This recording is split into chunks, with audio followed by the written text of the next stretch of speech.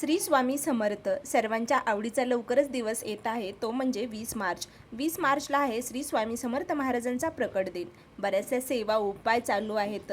28 February ते 20 मार्चपर्यंत 21 दिवसाची सेवा बऱ्याच स्वामी भक्तांनी करायला सुरुवात केली आहे.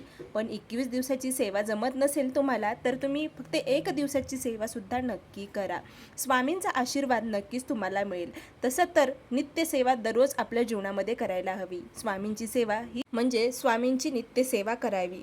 स्वामी समर्थांच्या प्रकट दिनादिवशी कोणती सेवा करावी? सकाळी लवकर उठून स्वामींच्या मूर्तीवरती अभिषेक नक्की करावा. स्वामींना आवडणारी गोष्ट म्हणजे अत्तर. स्वामींना अत्तर लावावा, अष्टगंध लावावा. त्यानंतर स्वामीची सर्वात प्रिय असणारी गोष्ट म्हणजे सेवा, ती म्हणजे श्री स्वामी समर्थ या पवित्र मंत्राचा जप. किमान एक तरी माळ या मंत्राच्या जपाची नक्की करावी. शक्य तर तुम्ही 11 माळी श्री स्वामी समर्थ या मंत्राचा जप करा. जर शक्य होत नसेल 11 माळी, तर किमान 1 माळ तरी श्री स्वामी समर्थ या पवित्र मंत्राचा जप करा. दुसरं म्हणजे स्वामींना आवडणारा तारक मंत्र.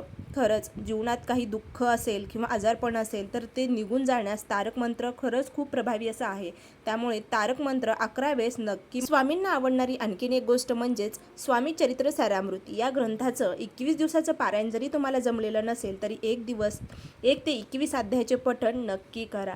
या सेवा केल्यामुळे स्वामींचा आशीर्वाद नक्कीच तुम्हाला मिळेल. आणि स्वामींची आरती, स्वामींना प्रसाद दाखवणे, या दिवशी स्वामींना आवडणारे बेसनचे लाडू, पुरणपोळी, घेवड्याची भाजी नक्की स्वामींना स्वामींच्या प्रकट दिनादिवशी अर्पण करावी. श्री स्वामी समर्थ. जय जय स्वामी समर्थ. अवधूत चिंतन. श्री गुरुदेव.